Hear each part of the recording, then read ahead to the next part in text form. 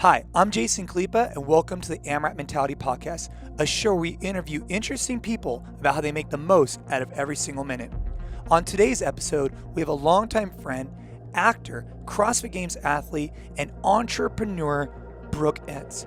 Brooke dives into a number of different subjects, but my favorite is how she speaks about social media and her insecurities behind it, and how she's had to overcome those and impact other people's lives by putting out an authentic message to who she is.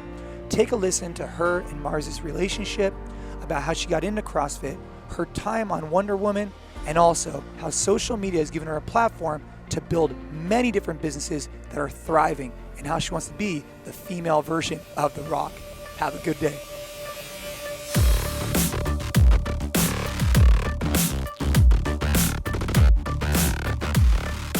All right, everybody, and welcome back to another episode of the AMRAP Mentality Podcast. I have a very special guest with me, which we already introed, but Brooke Ence is with us today. Now, about 2 months ago, I sat down with Brooke, and we were at the Grand Games. And I really wanted to sit down with her because I've just seen what she's been doing. I've been so inspired. But we kind of rushed the podcast a little bit, and I know that there was just so much more we could dive into with Brooke than what we did. And so I asked her to come, and so we're at my house right now, and I really appreciate you coming. 30 minutes wasn't enough, so I say we go for about 40, 50 minutes, and I want to dive into a little bit of family, a little bit of fitness, and a lot of business. How does that sound? Sounds good. All right, we start the AMRAP in 3, 2, 1, let's go. So you and I were just chatting. We were chatting about a bunch of stuff, and last time I spoke, I wanted to get a little bit of your background. So you met Marston at a pretty young age, right? Very young. And so now you guys have been married for how long? 3 years. 3 years. And you've been I together. hope that's right. Yeah. And you've been together. Okay, just to defend myself, I'm really bad with dates and, remembering birthdays. Yeah. Like in my family, it's a thing. Like when someone's birthday is happening, Yeah. my whole family, they all wait to see if I call. Oh, man. And no one's allowed to tell me. So I have reminders set in my phone. Yeah. Well, that's one of the reasons why. So I don't go on Facebook much. I'm more on Instagram. But that's one of the reasons why I used to like Facebook a lot. So it would tell you when somebody's birthday was. It was like you're cheating, right? Yeah. It's like you had the Cliff Notes of the test. So with Mars, you guys met a long time ago. You guys got together. And you guys ended up moving from Salt Lake City, Utah, to Santa Cruz to eventually work at CrossFit HQ. Yes. Okay. And it'll be 4 years in August. 4 years. But we've been dating since we were going on 11, 12 years. So that's why too. We dated for 7 years, got engaged. You were dating at 18. I met him on my 18th birthday. You met him at your 18th birthday? Yes. So you met young. Yes. And you guys have so now I want to ask you about that relationship. So my wife and I met really young. We met at 14. I wanted to ask your opinion on, over the years, my wife and I have actually gotten closer, right? So we were 14. Now I'm 33, and a lot of life experiences have occurred since then, right? Mm-hmm. You guys met when you were 18. Now you're, 29, right? 29. 29. Mm-hmm. Give it up for that 30 under 30, list that you're going to be getting on soon. Trying to get on that? Yeah. And so I wanted to ask you, when you guys are in your relationship with Mars and you guys have been developing and changing, what have you kind of seen? How has the relationship kind of grown? Because you've totally changed since the 18-year-old self, right? And I'm sure he has too. Yeah, I think that because we met so young, and we did long distance for a long time. So I met him on my 18th birthday, and I swear the reason we even had the chance to date long enough to actually get married was because the first 2 years was long distance, and I was full-time student. I was a dance major, and I had started doing getting into fitness. So my social life was non-existent. I went to the University of Utah. Yep. And Marston went to Dixie State, which is where I was from. So he was going to school where I was from. How far is that away from each other? 4 hours. But he was playing football, and then I was a full-time dance major. So we didn't. So how often would you see him? Once a month. Once a month. Yeah. And so during that time, so your long-distance relationship, I want to dive in this just a little bit because I think it's really important. You were dancing at the University of Utah, right? Which I know that was part of your background, which is super cool. I'm sure you could still throw out some good dance moves right now. And Mars was playing football. You guys saw each other once a month. So as you guys are talking on the phone, I assume regularly, right? FaceTime was around, so you're all good there, right? Mm-hmm. What did that kind of do for your relationship over the span of 2 years? And then when you guys actually got together again, Yeah. right? How did that change? Because I imagine, I've never had a long distance relationship, but I imagine there's an interesting dynamic because, I mean, you tell me about that. How did you go from that to that? Well, I think because the type of people both of us are, like for me, I was the person that said, like, we're not dating. Like, we're just dating, but we date other people. I was the person that said that. Oh, this is long distance. Yeah. This is like when we first like started hanging out. Because Yeah. we were like, we met, and then I went to school. And so then for a while, it was just like, if I was in town, we hung out. If he was in town, we hung out. We did that for a while. It was pretty And then- casual. yeah. And then Yeah. like, but I was also just like really busy. And like, I never wanted a boyfriend. So like, I wasn't like wanting to like tie myself down. Yeah. But I also wasn't out dating a bunch of people. I was very focused on school and my training and stuff like that. And then So also, You're training your dance. I just want to, so you said you're focused on that. Has that been something you've been focused on your entire life? Is kind of like athletics I think it's driven? played a huge role. I mean, even in school, I was always doing tons of extracurricular activity. And like for me with like my dance, I had to hold a certain GPA or that would be taken away from me. And for your dance, did you dance in high school as well? I danced club. So not for my high school, but in at a school. So did you play traditional sports in high school? I played softball in high school. I grew up playing. I did gymnastics when I was little. I swam on the swim team. I played softball until I think I did my 9th grade year, and then 10th grade, this is right, but I wasn't able to make all my practices all the time because of my dance, like trying to do as much as I can, as long as I can. So I wasn't getting to play my position, and so I quit. Okay. So then I didn't play the next year, just because it wasn't fun for me anymore, because there were people playing a position that I felt they weren't ready to play. But that's what happened. Well, like you don't go to practice, you don't play. Right. So, And you're dedicating yourself to dance. And I think that's an important thing that I've learned over the years is that the more exposure to something, the better you get at it. So if you're spending a bunch of time dancing, you're obviously getting better at it, of course. But if you're not spending as much time playing softball, how much better are you getting or how much better are other people getting? And then have you really earned that spot, right? Well, and it's like, I think it's why I think it's so important for like kids to do all kinds of things, right? It's like I was on the swim team, I did gymnastics, I played softball, I danced and sang. And I wanted to do more than that. Like I wanted to do karate, I wanted to barrel race. Barrel race. Yeah, barrel race. So we have horses. Yeah. And you do all these things, and then you get to a point where like you don't have time for everything, so you start to like weed out the things you don't totally love. Right. I mean, I played soccer too. I think every kid played soccer Yeah, when of I course. was little. And then it got to a point where with dance and softball, I was on the all-star team, but I was also really into my dance and my musical theater and singing and things like that. And it was just that another transition point of like, what's going to take, like, where's my future? Right. And it wasn't in softball, it was in performance. So you got into performance, you go to University of Utah, you're obviously dedicated, you're working, you're training long hours at this particular craft. You have to keep your GPA at a certain thing, otherwise you get kicked off the team. And so did you dance all 4 years? I didn't graduate. Oh, that's right. That's right. I danced, I was a modern dance major for a couple of years. Now, why didn't you graduate? Because And is it a regret of yours? Not anymore. So I was a modern dance major for a couple of years. I have friends that are dancing in New York. They're dancing in Philadelphia. They're in Chicago. They're all over. And on Broadway. And it's like that was the future that I always saw for myself and like my mom saw for me. And I remember the economy got super bad. And I just realized like I don't want to own a dance studio. I don't really want to teach. Like I really just want to do. And dance is something that you do it because you love it, but it's not anything that's going to help you financially. You know what I mean? Like, right. And in the arts, that's why all of those people in certain cities, they all, wait tables or they bartend or things like that. It's like, well, I don't really want that. So I need to have something else. And that's when I was changing my major. And then I did mass communications for almost a year, and then I was really excited about my new semester of classes I was going to take, and that was when Marston and they needed Mars and Heber to move to Santa Cruz. Ah. And I did not want to go. at all. I was like really pumped for my new school schedule, and my mom was like, "You've been dating this guy for so long. You know, if you're going to like have this future with him, or at least, you know, whatever period of time you're going to be together, at some point you may have to give a little if for the, you know, for the relationship." Yeah, and like for the relationship, but more than that, her thing was like, if you're together and he has this opportunity that could like almost like be your breadwinner, like you're in school, you know, it's like you may have to bend a little to help that, and that, you know, that is going to go both ways. And so I was like, fine. So I moved to Santa Cruz. So you left the University of Utah, and now at that point, I want to get back to Marston for a second.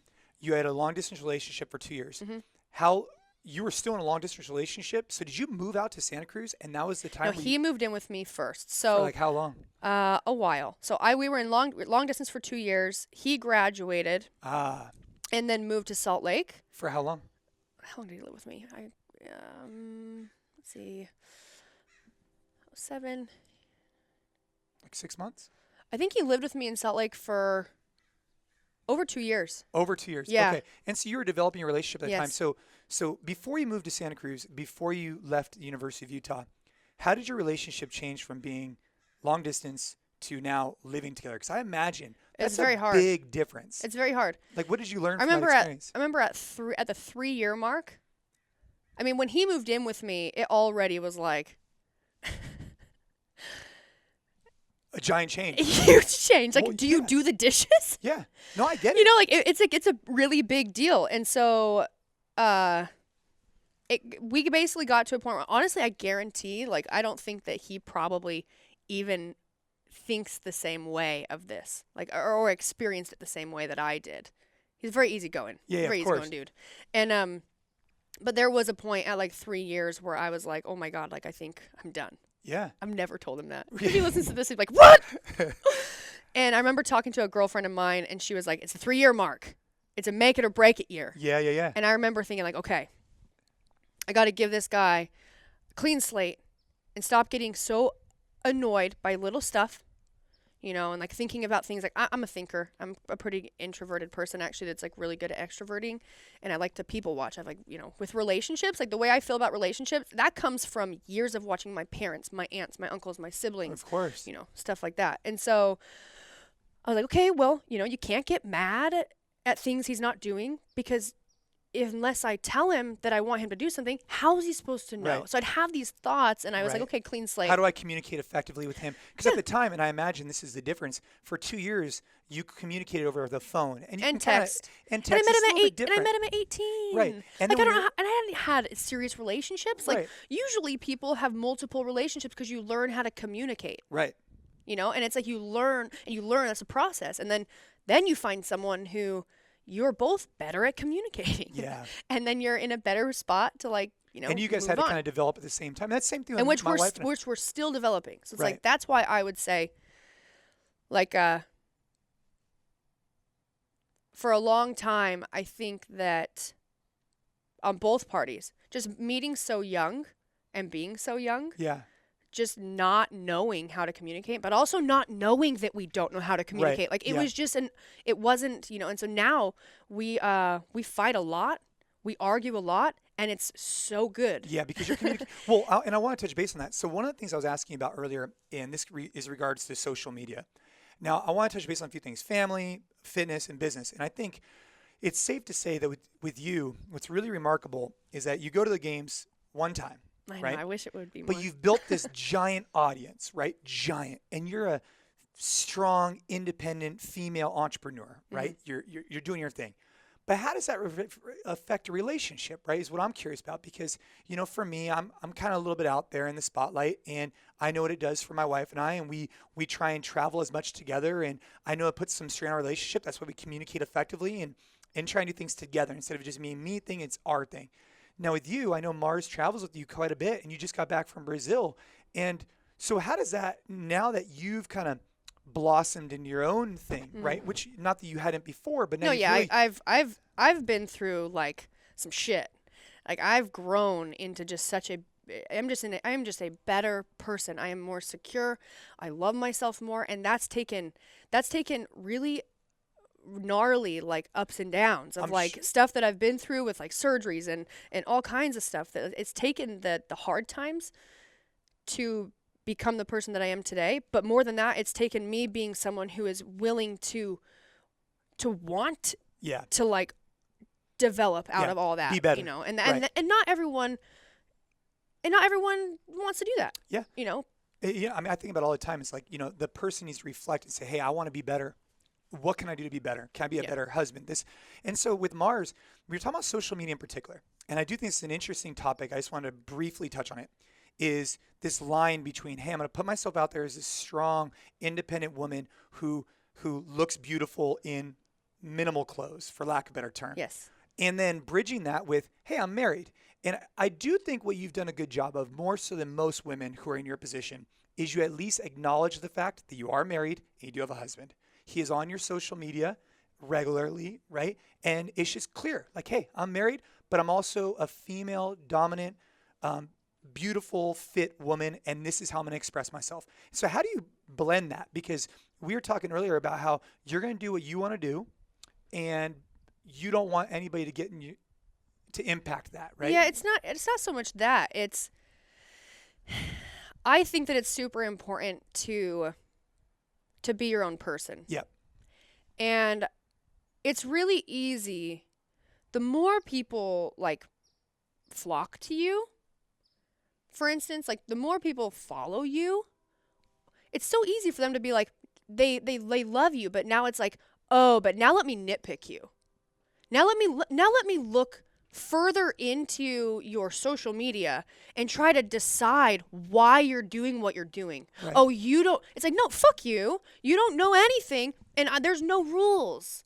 Like I think it's still very important to remember that, like, even for me, it's like, yeah, I have 1 million followers on Instagram. Like, okay, I don't see myself as being a celebrity. Like I find it very important to be my own person, and I really try to not like read into certain things too much and like, oh, post this, oh, because people, like, you're already doing things based off of assumptions of what you might think people would want to hear.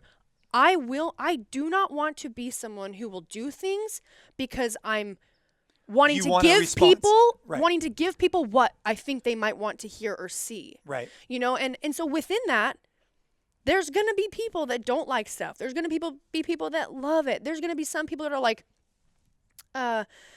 look at something and be like, oh, you're a good person. Oh, you're a bad person. It's like, I can't control that. Right. And I also I like to be very, an open book or vulnerable and be honest about things. But also, my personal life is my personal life. I don't have to talk about my marriage with you. I don't have to tell you about my parents. Right. I don't have to.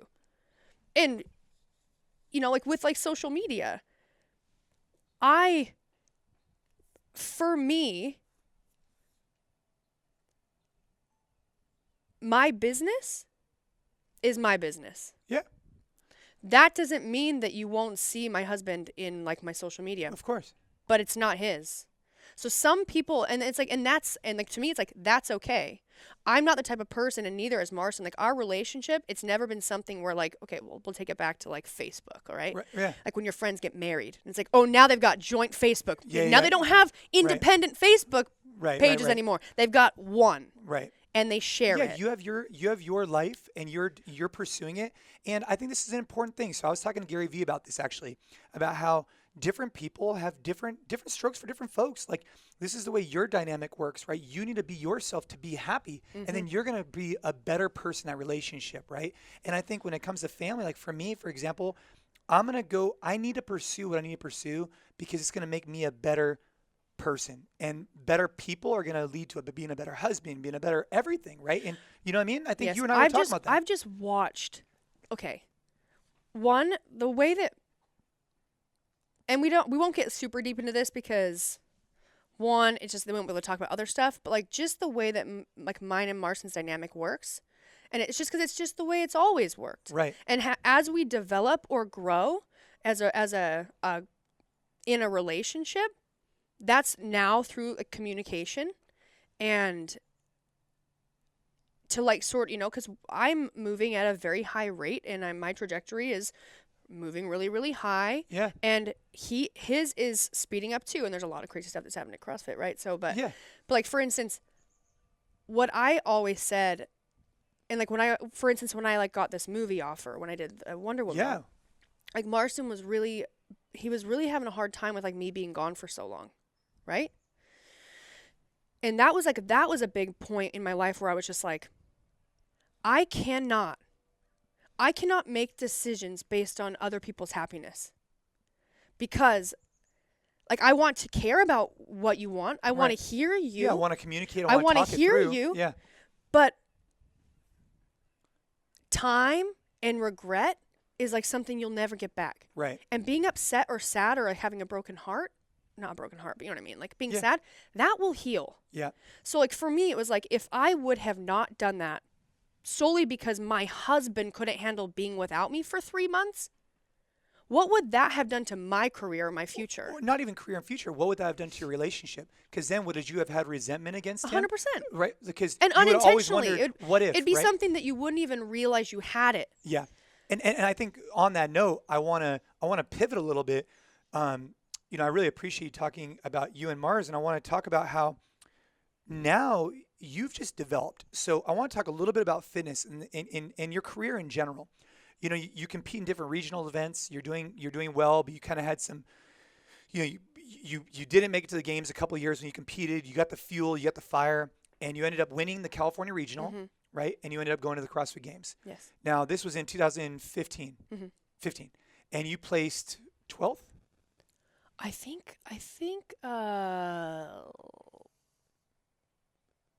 it was 12. 12, something like that. It was like 12th or like 14th. Yeah. 12th, And 12th. look, you went out there, you had dominating performances in the events that, we thought you'd do well on, right? You're very strong, very fit. And you told me last time we talked that you had an incredible experience. Yeah. And you left with some, obviously you were a little, broken because it was hard. It was a rough year. Yeah. But, leading up to the games, I want to just ask this one thing on CrossFit, and we can kind of keep moving, is what did you learn? What was the most valuable thing you learned from? Why did you make the decision after years of not going to really buckle down, focus on training, and get to the games? What was that internal drive like? Where did you get that from? Well, I had done CrossFit for a while, but the year prior, so going into the 2014 season, that was the first year that I even trained as an individual. And I went to regionals as an individual for the first time ever. Yep. And I won the snatch event. And that was the first time, like up to that point, I didn't realize how good I was. And so I surprised myself. And then I took 6th that year in Northern California. That was before we combined the region. So literally all I did after that, because training for 2014, it was this. I want to do this. I remember watching the CrossFit Games and talking to Tommy Hackenbrook, and I was like, I think I want to do this. Right. And he's like, you're not going to like the training. And I was like, I know. So I said to myself, I will commit 1 year. I'm going to commit 1 year, and at the end of the year, if I don't like it, I'm done. Right. And if I love it, I'll just keep doing it. And so what happened, I think this happens to a lot of us, is like I had just developed it was just the way I was. It was my training. Right. And after regionals in 2014, I got a new coach, not because I didn't want Tommy to be my coach anymore. Right. He passed me on to Mike Caju because they built Brute Strength, and I just kept doing what I had been doing. It wasn't like I had already been in this sort of head mindset down. I trained by myself. So was the mindset? So you're at the 14 games, and then right? Yeah. And then you told yourself, was it one of these questions? I'm curious. Like you saw how you performed 6th in the regionals, and going into the games, and you saw that you're like, man, I have the potential to get here. Like I took 6th in a really hard region. Was that part of like what went through your mind? Yes, I knew. I just wanted to be better. I'm very competitive. Yeah, my whole family is really competitive. Like that's a theme, like you're talking about you and your relationship with Marcy. You want to be better. I want to be better.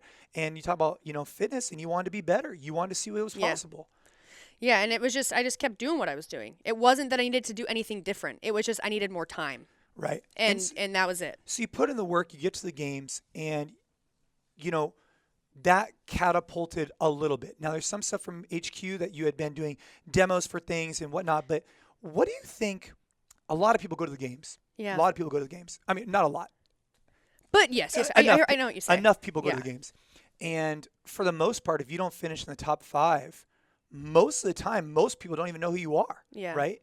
And my question to you is, how do you come out of the games placing top 15, let's call it, and catapult that into what you're at today? So, I'm shifting gears to business. I really look at you as this female dominant entrepreneur, and you have online programming, clothing line, makeup, right? Skincare, yeah. Skincare, excuse me. Makeup will come soon. Yeah. Seminars you do, stuff like that, and a new podcast. And my thing is, when did Brooke the entrepreneur come out, right? I mean, when did she come out? So I always, since I was really little, my dad, I remember one time for my birthday, I remember my birthday card. You know the cards, like when you open it, like sings a song? Oh, absolutely. Okay. Yeah, I love Was those. it a custom one or was it already pre-made? No, it was pre-made. Okay, all right. But the song that it sang was, I Want It All. Yeah. And my dad had got this card for me. It was because that was me, man. When I was growing up, I wanted to do everything. I wanted to do karate. I wanted to dance. I wanted to be on Broadway. I wanted to be on the swim team. I wanted to do gymnastics. I wanted to do everything. And and they used to tell me, you can't do everything. And I was like, yes, I could. I mean, when I was little, I was already being told, like, you can't do everything. And I was like, yes, I can. And, like, that's true to a certain extent, right? Like, I'm doing a lot. And the way I'm doing it is because I don't do it alone. I have a lot of really good ideas, but I feel like because the type of person that I am and my constant search or drive to just, like, be better. Yeah. And be happy. Yeah. And I naturally am surrounding myself, and I'm really good at reading people, I feel like, with really good people. And so I've got stuff going on, but I've got like teams of people that are also really good at what they do, and also really good people that are motivated and dedicated and like want to be the best and be better and also take care of people. Like I am super territorial. I love taking care of people. And so, like within that, like is that like something you got from your parents? My mom and my dad. Anytime anyone meets, she's awesome. You'll have to meet my mom. Okay, she can be one of those people where I show up to your house and like she has food already for me.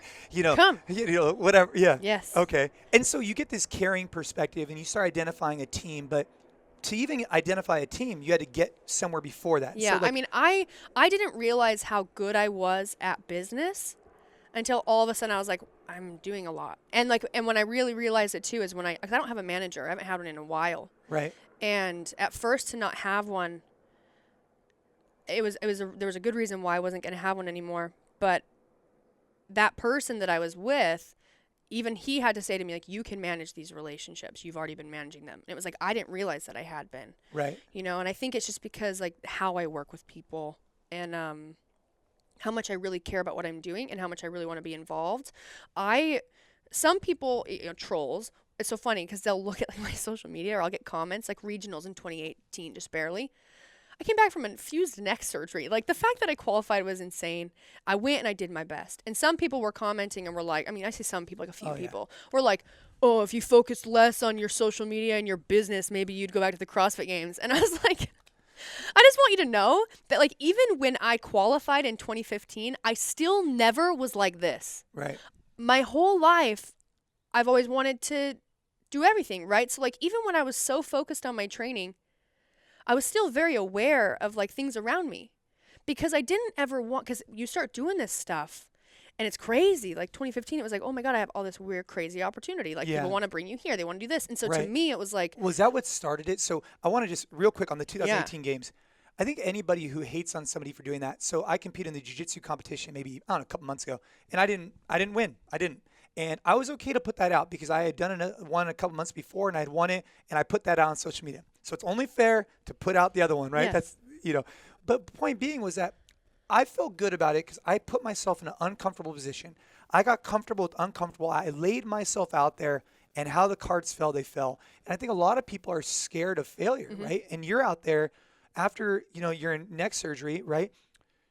And regardless, even if you hadn't had it, you still now are developing a business, and you're more than just an athlete. And even if you were just an athlete, I commend people who put themselves out there in front of all these people and say, hey, look, I'm going to go ahead and get stacked up against other people. And a lot of these others that might hate on that, are they doing that often? Yeah. And what are you gaining from that? Like, I bet you got more out of your regional experience than you probably expected, regardless of how you placed, because you walked out of there with your head held high, knowing that you put it all out there. And now imagine what that's going to do for everything else you're doing in your life. Yeah. I think that,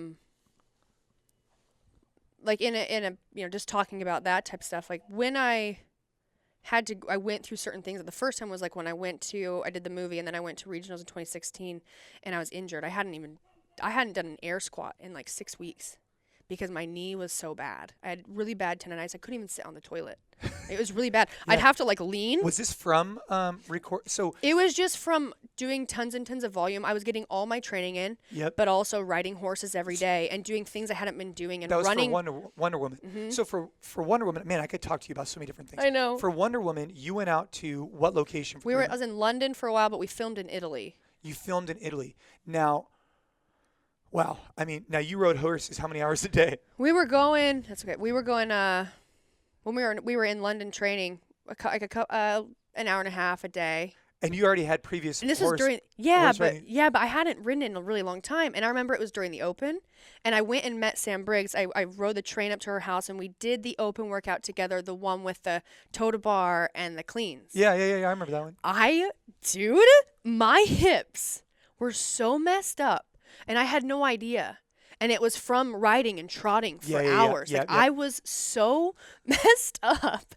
And I think like just what happened was like I was still getting all my training in, but I was doing some extra stuff I had never done. Yeah. And then also I had no one help me to recover. I had no body work. It was everything that I had. It was like what I could do on my own.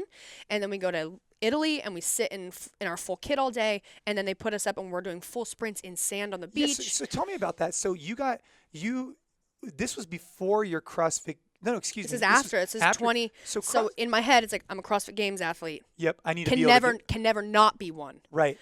And do this movie. Yep. Awesome experience. I almost didn't accept it because I thought that I would like let my coaches down. I thought I'd let myself down. Like. And how'd you get the call?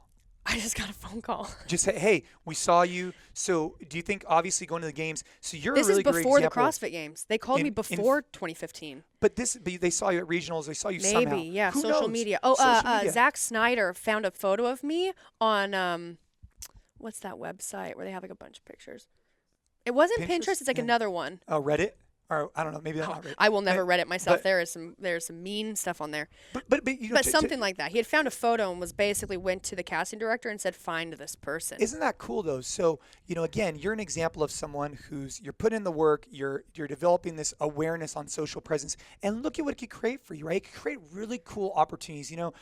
Some people say like, oh, having followers on social media is like being rich in Monopoly, right? It's fake. However, it creates reach, it creates opportunity, but you have to be able to use it. And I think that's what you've done a really good job of. So I want to talk about the movie just briefly. And so you go into the games, and then after the games, you fly out to London, yeah. And then you're in Italy.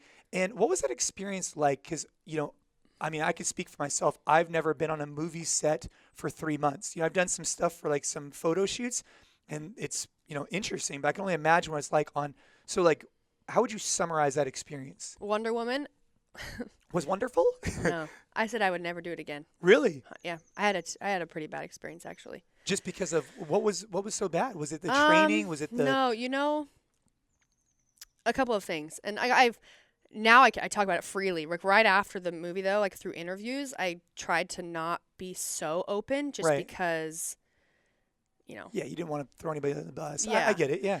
But I will say this. So when I got called for the movie, it was Zack Snyder for the Justice League. Okay, and the Justice League came after Wonder Woman, but they wanted crossover. So he's a big power guy. So I think that was why they wanted me on Wonder Woman. I think he wanted me there. Right. I know that I don't think anyone else did. So you felt like the team might have thought they felt like you were forced there a little bit? Well, I already, stood out a little bit physically, right? Like I you're a little bit bigger? Yeah. What was it? Okay. Really muscular. Okay. So it was just this. Like I went to this place,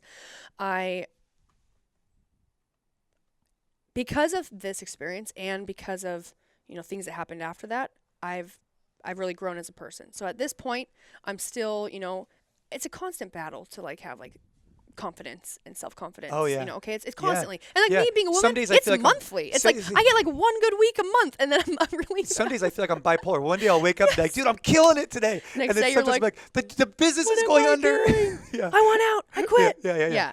So like just being out there, it was already kind of like I'm by myself. But I love to hustle, and I was super busy, so it was like time went by super fast for me. Right. And I'm also an introvert, so I really enjoy time by Get a little myself. bit of time Also, that's something that me and Marston have learned, and what's amazing about our relationship and how he loves me is like he knows that I have to have space. Yeah. Like for us, it's really good for us to be together and then us to be apart. Yeah. And us to be together and us to be apart. And that's not Maybe that stemmed from earlier on too. You guys had the 2-year long yeah, distance. and I think like just how I am as a person, like my Right. parents too, same way. So, but I go to this movie thing, I'm there by myself, I'm out of my comfort zone a little bit, and you know, there's some times where it's like, okay, we have a costume fitting day, and I'm wearing my costume, and it's like I don't really feel super great in it. Anyways, I'm training, I'm doing all this stuff, and I'm always the person that I felt like they definitely looked at me like I was super weird. Like I trained a lot and I was there and I was very serious about the open, and I was in the gym every single day. I got all my training in and it was amazing. The gym was super set up for me. Peter Vodden, he was the trainer on set that year, and me and him are still very good friends. He just opened a gym in LA actually, and like he helped me. He trained with me every day. I mean, I had a great team out there to help me do what I could to get back to the CrossFit Games. And I remember being on the plane. We were flying to Italy. I became very good friends with a woman out there. She wasn't.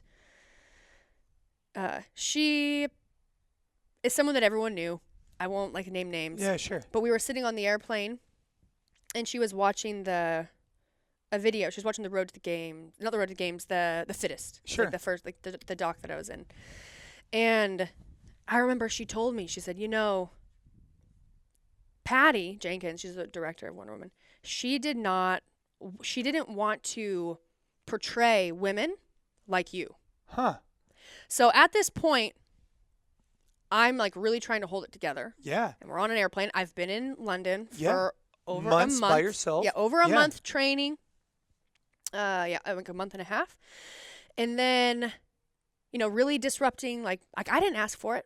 You know what I mean? Like in my head, it's like, Why is this person telling you me this? called me. Like they Yeah. called me, and I'm very grateful for this opportunity because it gets to give me a possible opportunity for something bigger that will be longer and, you know, Yeah. 10 years on the road, and Right. you know, and it's and But that's why I did it. Did this one moment on the plane, I want to really cone in on this. Did it really kind of spark something deeper inside you? Because I imagine you left that experience, and part of you was probably like, you know, like, F you guys. Yeah. Like, I was this pretty, is who I am, and I there's was- a lot of women well, like me, and well, I'm you know gonna. what it was? You know, It was like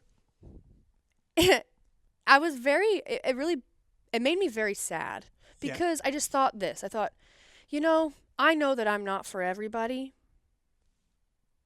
but if you don't want me, then send me the fuck home. right. Like, why do you have me here? Like, why keep me here? You know, and so like that was, but she basically, and I wasn't saying that to her, but she said, you know, Patty didn't know if she wanted to like portray women like you and blah, blah, blah. So here I am sitting on an airplane going to Italy. And I now know that the director doesn't know if she didn't know if she wanted the Amazons to look physically buff. I mean, I Right. literally, me and one other girl were literally the only two that looked like, you know, Right. That. out of everybody. Right. And so you spent the next 2 months in Italy. We were and in Italy filming for just over a month. We went back to London. I imagine that just stuck in your head. That must have been really tough to overcome.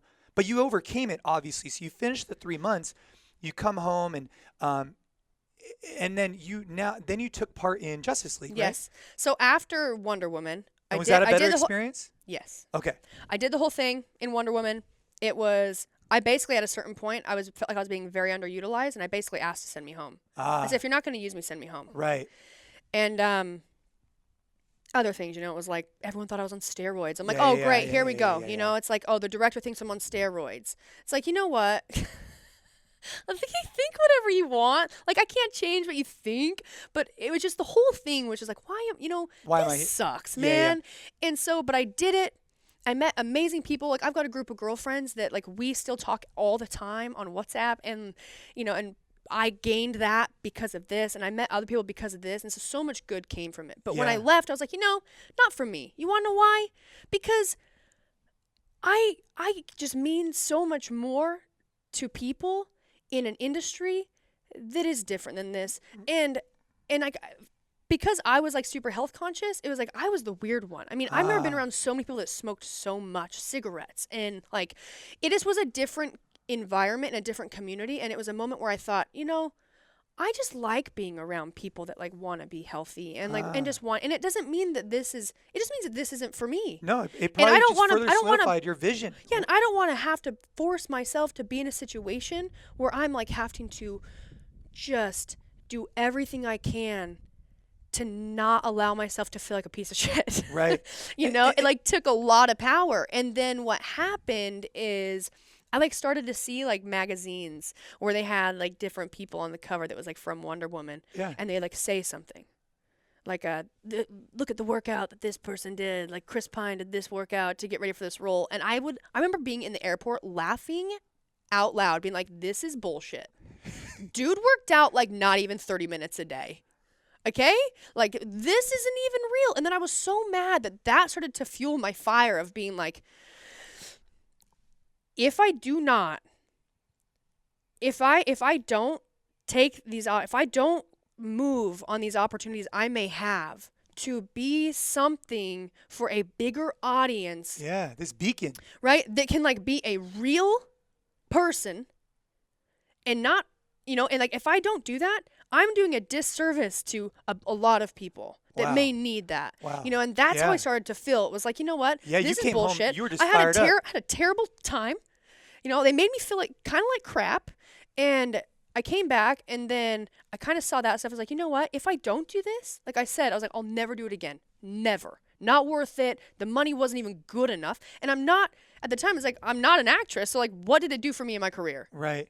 But you came up, but what it did for you in your career, not to cut you off, but I think you just got fired up. No, yeah. And I think what it did is it took They you put my soapbox away. Yeah, it took you to this place, right, where, hey, this wasn't the environment you were in. But guess what? There's a whole world out there that is the environment you're in, right?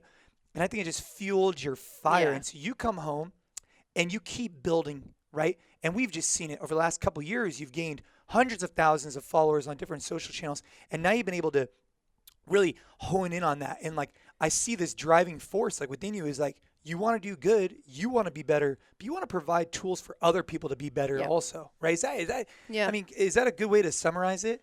Because from a businesswoman perspective, you're out there, you have your clothing line, right? Now, when did you start that? We launched it last spring. And, now you have partners on that, right? Yeah. And have you learned anything like in regards to, have you had pretty successful partnerships so far? Yes. Good. And because you surround yourself, you said I had one partnership that we actually didn't end up like partnering, but we were very close to doing that. And then I was able to see how kind of volatile things were for that person, like not within regard to my relationship. But they weren't. But yeah, stable. and so like for me, it was like we didn't partner and it was on good terms, but it was because it was like I can't work with someone like that. Right. It's like I'm not willing. And a lot of that comes from, maybe a lot of it comes from like how much I people watch people. Like I love to watch people. And, So it's like, and did I you love just to sit watch back you. and I just like, evaluated. well, really, it's just like through interactions and listening to you, and then also like seeing how you are with other people and things like that will definitely develop like how close I want to be with you, or like what we could do together beyond like being like me being a good friend to you. Right. And so you pulled back from that one, Yeah. right? So that's good self-awareness, I assume, right? And then these other partnerships, you've surrounded yourself with good people. And so you have the clothing line, you have your naked program, which you said something to me earlier that you want to revamp it. And you want to revamp it because you want to, I mean, when you say you want to do everything, or I want it all. I mean, you really want it all because I want it all, but I also want it all for everyone else too. Right. I'm someone who like, and you probably can relate to this too. Like for me, I'm getting better at trying to be proud of myself, like being proud of myself. Sure. But I think for a long time it was very hard it still is hard for me to like talk about myself or like the stuff that I have going on. Like I naturally want to like dumb things down a little bit because I never want, like I would give success away to like close friends and people, because I would never want people to feel like I'm better than them, or like to feel like I think I'm better than them.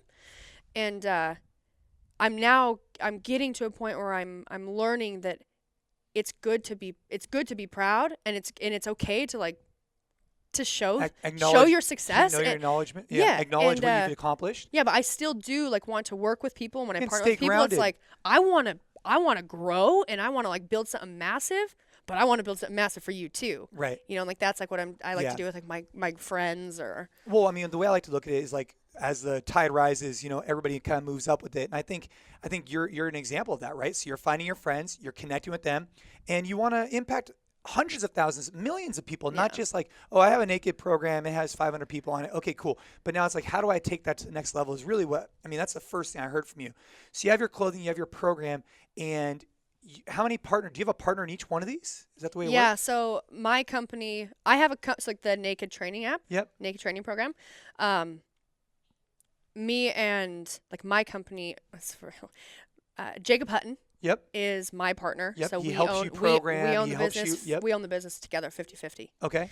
And so far in that relationship, whether with Jacob or other people, have you recognized that a 50-50 split, has that caused any type of friction? Because, well, like what if you want something, he wants something, you don't really have a third, do you have that built in where like a third party comes in? No. Nah. So would you say that the reason why you've had success in these partnerships is because before even going into it, you've really done a deep dive in terms of like who the person is as an individual, deep to their core? Yeah, and I think that it's a matter of like I've partnered with people, or I'm doing business for the most part. You know, there could be some surprises. There's still, you know, of course. In the future or whatever. But for the most part, working with people that want things to be successful as much as I do, and maybe even more than I do. You know what I mean? And it's like, so you want to work with people that are going to work when you aren't working. You never doubt their work ethic. You know they're on the grind. You know they're on the hustle. I want stuff to work without me having to be there. Yeah. And so you go to the games, and I want to kind of finish up this conversation with this. Like, again, you got the programs, you got this different thing, and I love hearing about your perspective about the movie, how that really took you home, and like, dude, you are fired up. And now you're just taking it to a whole new level. But what recommendation would you have for someone who goes to the games, or maybe they're trying to create their platform? How do you create a platform but yet stay true to yourself is my question to you, because I think that's something that you really care about, right? Is like, yeah. Oh, you know, people ask me and message me all the time, you know, and they want to know like, how do I do it? They want, yeah. And it's really hard for me to tell them, because I can tell you what I did. I mean, I never once did something because I wanted a sponsor, or I don't post things because I'm trying to do what people would want to hear. I don't say things because it's what I think people want to hear. Because the more you do things like that, the more you're not being your true self. Right. You know? And so like, and eventually it's going to catch up with it'll be exhausting. Yeah, it'll be exhausting. You're playing a role that will be like someone maybe you can't keep up anymore, you know? And so for me, it's like everything, I think that everything that I'm doing is just such a natural progression for like what I was always kind of meant to do. I never started doing CrossFit because I wanted a million followers. Yeah, fame, fortune, whatever. I never did CrossFit because I wanted sponsors. Right. I never did CrossFit because I wanted to have a clothing line. I never did things because I wanted that. Right. You know, I just wanted to work hard, and I really wanted to try and go to the CrossFit Games. And like that's what I did. And I think like even like with the movie, like I wasn't the only person that read for that movie, like only CrossFitter. Right. Like they had a lot of CrossFitters read for it. I'm sure, yeah. And I think that it was just kind of crazy that like I grew up doing musical theater. Right. Theater. You had that background. But theater. The destiny and you know, it's like hard work, your path, you put in this you've built up this earned confidence from decades from all this time, and it's just opened doors for you, right? I mean, I'm sure you've seen that. Like doors are opening, and you got to know which ones to kind of run through and which ones to maybe close. I do, slam that shut. Yeah. There, you know, I think that one, it's super important to do things that you want to do, and it can probably be hard for people that like really, really want the result of like followers or like a big platform to stay true to themselves. Right. Especially now because, you know, it's social media's been around for so much like so much time. But I think that if you do things that are true to you, your social media or your job as like an influencer or whatever, it will never feel hard. Because you're never having to like play a role. You just get to be yourself. And like that's how I was. Like I had a few moments that I really like my perception of myself sometimes, it's like Gina always tells me, it's like she's always like, we'll go shopping. She's like, you always think you're bigger than you are. Because I would like grab clothes. Right. And she's like, you're not this size. You know, and it's like my perception of myself sometimes is different than like the reality. And so when I didn't make the CrossFit Games in 2016, and in my head it was like I was a CrossFit Games athlete, and like I can't not be a CrossFit Games athlete. And then I had like this rush of like trolls on social media, and I was already in a pretty bad spot. And then I already had these ideas or like insecurities or thoughts about myself, and later on I realized I was going through imposter syndrome. But I already had these things that I kind of thought about myself, but because they were like what I thought about myself, I was like, oh, they might not be true though. You know, it was like insecurities or self-doubt, but none of it was true. And then I started to read things online that was like, oh my God, you know, you're washed up. You never it was a fluke. You won your regional, and so much more awful things. Like I think I've just naturally blocked out some of the stuff that I read that year. But so much stuff that it was like, oh my God, like, how did I qualify? Yeah, because you're almost. How am I so? Why do people like me? Right. You know, it was like all of this stuff that was like all of a sudden it was things that I maybe had felt before, but never was like a real, because it was just like my own thoughts. And so now all of a sudden people are saying all this stuff that it was making all of these things real, and it was really hard for me. And I was in a really bad spot for a long time. And then I was able to, through reading books and like talking with people and like being willing to like not only try and figure stuff out for myself in my own head, but like being willing to say some stuff out loud, you know, and like when you say things out loud, sometimes it takes like power away, you know, it's like doing more like that. Are you talking more like therapeutic stuff? Yeah, for sure. And then I get, you know, I'm going to 2017. I'm going to have this comeback year. And then it was like, bam, you're not, because you got to have your neck fused, you know, and that was, a defining moment where I can say I was already like being myself on social media, but a defining moment where I really was like, I'm just going to lay it out on the table. Yeah. We were in Louisiana, and there was a photo of me. I posted it, and there's a photo of me in a swimsuit. And like I hadn't trained in a long time. Why? Because I had my neck fused. Sure. And I didn't feel good about my body because in the back of my head, without me realizing it or not, it's like I was a games athlete. Sure. People follow me because of my fitness level, or they expect me to have abs and like all these things. And so it's like all of these things that no one made these rules. Even I didn't make them. But I think in the back of my head, like subconsciously, that was the way I was supposed to look. That was the role I was supposed to play. I am a games athlete. If I don't go to the CrossFit Games, who am I? Right. You know, it's all these things that I hadn't really even realized that I felt that way or that I was feeling that way. And so then I went through this moment where I posted this photo on Instagram. And sometimes people's internal dialogue is kind of crazy, okay? So I understand that I sound crazy sometimes. This is super powerful for me, Brooke. I'm telling you, because, I mean, on a different-ish. Like, different. I kind of get some of it, right? Like, I mean, I get it, right? I think a lot of people listening right now totally get what you're saying. I want to hear more. So I posted this photo, and it was like, to me, it was like this defining moment of like, love me or hate me. This is who I am. This is what I look like. If you don't like me, don't follow me. Right. If I don't have a career anymore after this, because I didn't, because I am not at the CrossFit Games, I guess I will work. I'll work at the coffee shop. Like, I have no problem, even with sponsors. Like, if you're not going to bring something to the table that can make my life better, or you don't see a future with me that's like so much bigger than me as an athlete, listen, I don't need your help because I can work a day job. Like, I can work at a coffee shop. Yeah. But that was a moment where I was like, I'm going to post this photo. I don't feel great. I definitely have like a different view of myself than probably than the way people see me.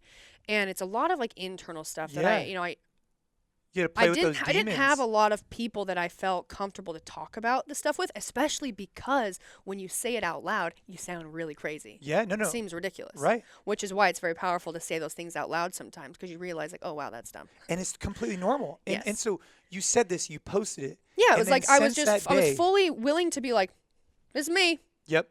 And then what happened was I then after that really I knew this, but I didn't know this. I knew it because people told me, but I didn't know it. I realized that the people that followed me, like the true supporters of mine, they did not give a crap if I went to the CrossFit Games. You know, they didn't care. If you how put on I- a couple and- pounds yeah, after you they got didn't neck surgery. care. No, because they care about Because you. I realized that this is a moment where it's like I knew this, but I didn't know this. Like they loved me for so much more than the way that I looked. Right? And it's like I think that that's something that's like, oh well, of course you should have known that. But It was reassuring. it was something that like it's something that I would tell you. You know, I would tell, but sometimes like you can help someone else, but it's hard for you to take your own advice, Yeah. right? It was a moment like that. Yeah. And I kind of felt like this. I felt like I was just naked to people and I had no more secrets for you. Yeah. You know what It was everybody- like, and that's why, Yeah. like that I think is like a big change with like me moving forward and being willing to just take risks for businesses Yeah. and risk this and risk that because I have nothing to lose. And the more open and honest I am with you, you may not like me, you may not agree with me, but that's fine. And it's Right. actually easier for me to just be like, okay, well, because I mean, it's me, so because you're just being yourself. yeah, And I think I have nothing to hide from you. so. You and I, we could talk for hours. I know. But I think that was a really powerful way to end this conversation. I think that what you just showed me, and I never heard this before from you, was like the realist side of social. Like we talk about social media in the sense that like, you know, a lot of people put up all these like, pictures of them and their happy family and then this, but it's not always rainbows and unicorns. Yeah, and, no. You know, and I think that there's obviously some people that are thriving and doing better than others, of course, and they're finding happiness, but they're finding happiness because they're being true to who they are. Yeah. And they're using social as a platform to inspire, but also to be real with people. And I think what you're doing a good job of is like you're coming to the realization like you aren't just a nice figure that competed at CrossFit Games. You are an entrepreneur. You want it all. You are a wife and you're an independent woman who got shown like that you are more than just Yeah. that. And I think that's really, really cool. And I hope that for any female or male or anybody listening that they could be more real with their approach, because ultimately if you live this fake life, like it'll eventually catch up with you. You know, Yeah. I had a meeting the other day with the talk show and they were talking to me and they said to me, one of the reasons why we like you is like, we've looked into you and you don't seem to have any skeletons. Like, no, like I am who I am, right? Like there's nothing to hide. I'm not putting on a facade. And I think it feels good to know that. And I think Yeah. that's the way you are, right? Like there's nothing you're putting out there just to put out there. Yeah. It keeps your integrity, you know, that social integrity. And I think what's been super powerful with like helping build a really strong fan base or community is me being willing to, through experiences that I've had and injuries and things like that, is like I'm just way more relatable to people, and I want to be, you know, and I want to help people. Like I love it. And I the teens that message me and the coaches that bring their teen girls to me and like stuff that girls are going through at school and bullying. I was bullied. Like I went through the same shit, you know, and it's like there's stuff that is so uncomfortable for me to talk about. Like even some of the stuff we've talked about, like where a year ago or a couple years ago, I wouldn't have really wanted to be that open. And it's Yeah. like because it's uncomfortable and you don't ever want to feel like I don't want to feel weak or you know, vulnerable. but Yeah. now it's Yeah, like yeah. now I just feel like I just owe it to you. Yeah. Like if I don't be really honest with you and share that or share experiences, like then I'm not going to be able to utilize. I'm not going to be able to help you, and then I'm doing a Yeah. disservice to all of these people. And it's Right. like You know, and that could be sharing things about my relationship with my friends or my family or Marson. It's like, and maybe in those relationships, things could be uncomfortable to talk about because in reality, that's my personal life, and it's, you know, but it could lead to it's you can it's just inspire this, people it's that look this up decision. to you. Yeah, it's this decision to like do I want to help all these people? You know, and I've had this conversation with Mars or like even just a couple of my friends where I've thought, ooh, like I don't know if I really want this, like fame. Yeah. Like I've thought to myself, like, I don't know if I really want it. Like, Well, I don't know if I really want the responsibility. this, you know, and it's there's responsibility in it because you're a beacon and you want to put out a message that's true, but you want to help people. well, and just think and like, you're doing that. and it's just like, I just don't, like, dude, I read stuff that people write about me sometimes and it's just awful. You know what I mean? So it's like, Yeah. You get the good with the bad. Well, and it's so much easier said than done. Okay, so like some people, it's so easy for people to be like, ignore them. And it's like, I know, but if you could try and just imagine what it could be like or what it does to your soul or your heart or your mind, if you have to struggle through that a lot. Yeah. You know, it's like, I know that what they're saying is bullshit. Like, I know I don't have to believe them, but I want you to know that it's still hard to like read it or hear it. So having that over and over again, like I've had moments where, and I don't get that much. Right. But it's no fun for anyone, for someone to like try and tear you down. No, you know, and so for me, it was like, I don't know if I want this. I don't know if I want to have like fame. Cause like for me, it was a goal for me is like to be the female version of The Rock. But but now you've decided you want that, right? Because I've decided this. No matter what job you have, no matter what you're doing, there's gonna be good, there's gonna be bad.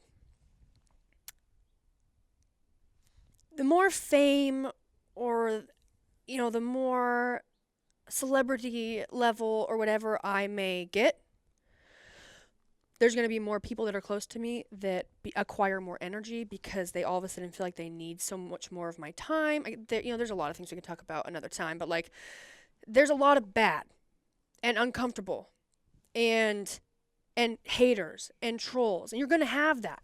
And it's going to suck. And maybe sometimes you're not going to be able to go out in certain places, you know, because I just think I'm going to be the female version of The Rock one day. And a lot of that is like, damn, that really sucks. Like, that would not be fun. It's not fun for people to tell you, you know, how ugly you are all the time or how you look like a man or whatever it is. And, but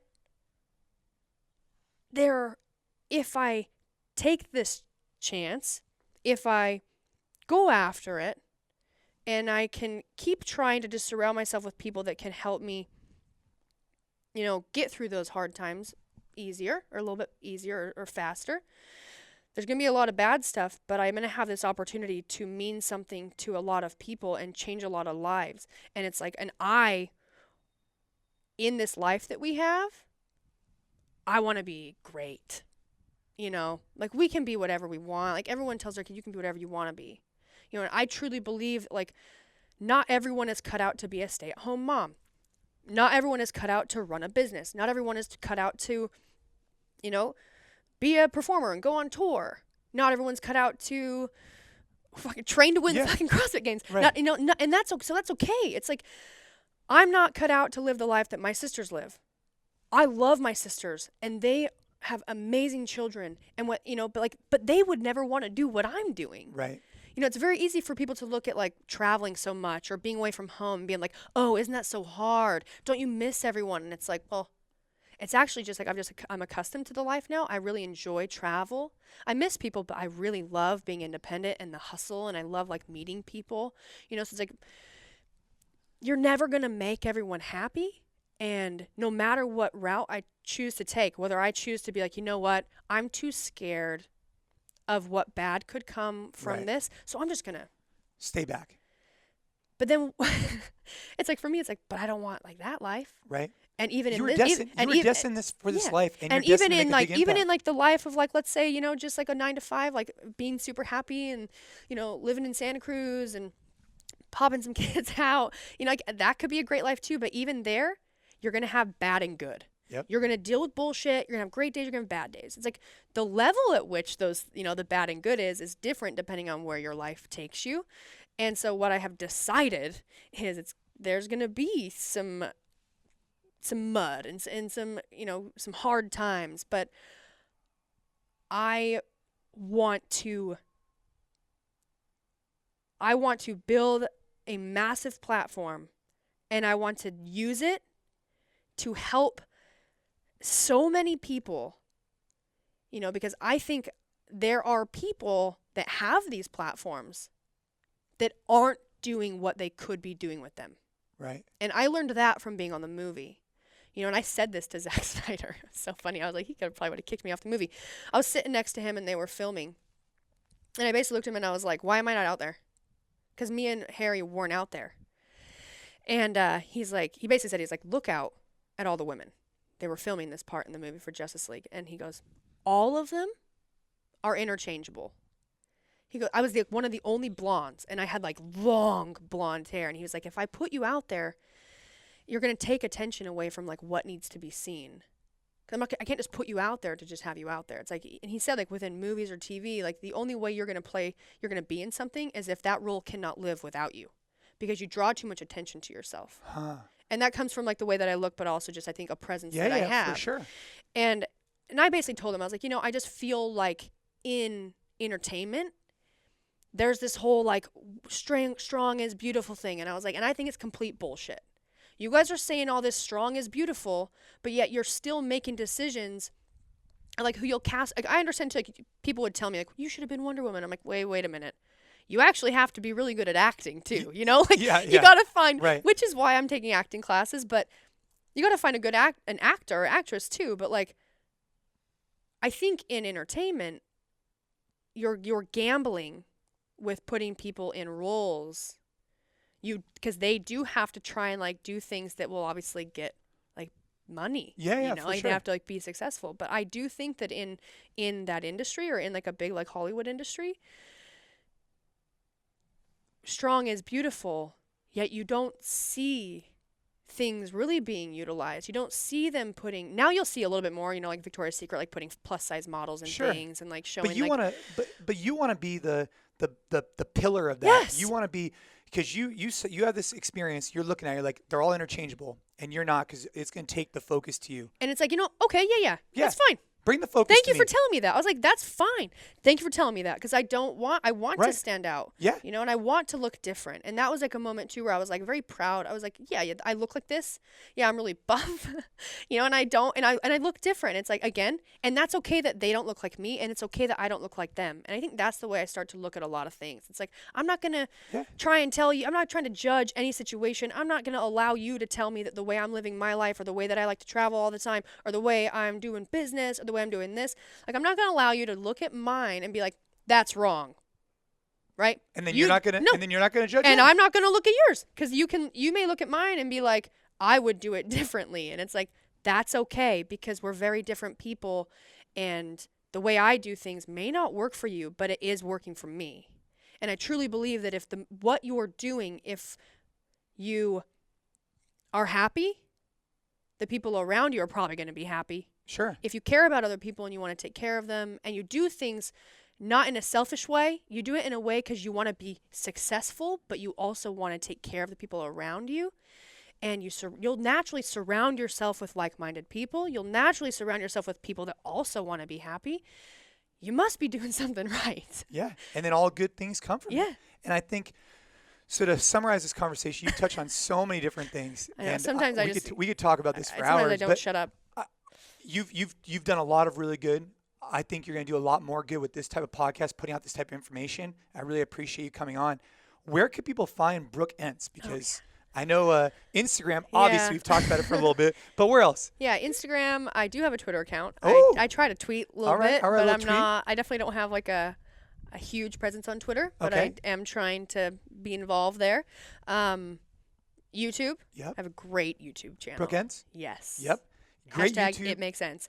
We have a fantastic YouTube channel, actually, and I just started a podcast. What is that one called? It is called Between the Reps. Between the Reps. Yeah, and it's on CastBox. It's on Apple, and And then I guess there's some other other places you can actually download SoundCloud, too. different places. Yeah. And just started that. It's something, again, I never, ever thought I would do a podcast. Yeah. Ever. And it was so weird because me and Gina, my girlfriend Gina, we just we were joking about what our name of our podcast would be, which it was going to be Not Talking Shit, but you want to talk some shit? Yeah. And literally like a day later, I get a text from my my contact from Studio 71, which is a company that works with my YouTube channel. Yeah. And they're like, Castbox wants you to do a podcast. And I was like, it was just kind of like weird. Hey, I never thought I'd ever do it. Then all of a sudden me and Gina were joking about it. And then I get a phone call. And it's like, we want you to do a podcast. I was like, what am I going to talk about? I'm sure. Well, so we're doing it for a year and we'll see what happens. Doors are opening for you and they continue to open for you. You seem like you're doing the right thing for the right reason. And I know from all of us, like on our team, and like we love watching what you're doing, and we want to see your continued success. And so, all the best to you. All the best Thank to you. Mars. And you know what? They're gonna do good. They're gonna kill it. They're crushing it. Dude, there's a little hiccup right now with CrossFit doing some weird stuff, but I've told all of them because I'm so close. Dude, they're with so all talented. Of them. How can they not be successful? I told them, I was like, I honestly think this is the best thing that could have happened to you. I think that now you guys can actually now work on building a legacy for yourself versus building a legacy for someone else. I'll leave it at that, folks. I hope everybody has a great day. Build your own legacy. Build your own legacy. Thanks, Jay.